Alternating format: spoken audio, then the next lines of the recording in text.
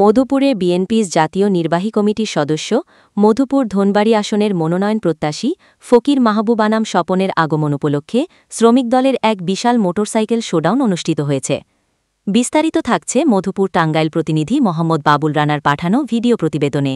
মধুপুর পৌর বিএনপির সভাপতি খুররম খান ইউসুফজি প্রিন্সের নেতৃত্বে মধুপুর ধনবাড়ী আসনের মনোনয়ন প্রত্যাশী ফকির মাহবুব আনাম স্বপনের মধুপুরে আগমন উপলক্ষে একটি বিশাল মোটরসাইকেল শোডাউন অনুষ্ঠিত হয়েছে।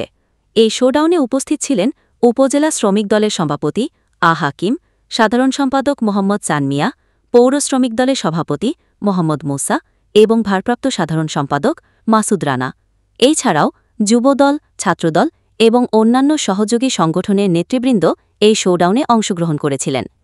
শোডাউন শেষে মধুপুর রানী ভবানী সরকারি উচ্চ বিদ্যালয় মাঠে বক্তব্য রাখেন বিএনপির জাতীয় নির্বাহী কমিটির সদস্য এবং মধুপুর ধনবাড়ী আসনের মনোনয়ন প্রত্যাশী ফকির মাহবুব আনাম স্বপন এবং অন্যান্য নেতৃবৃন্দ।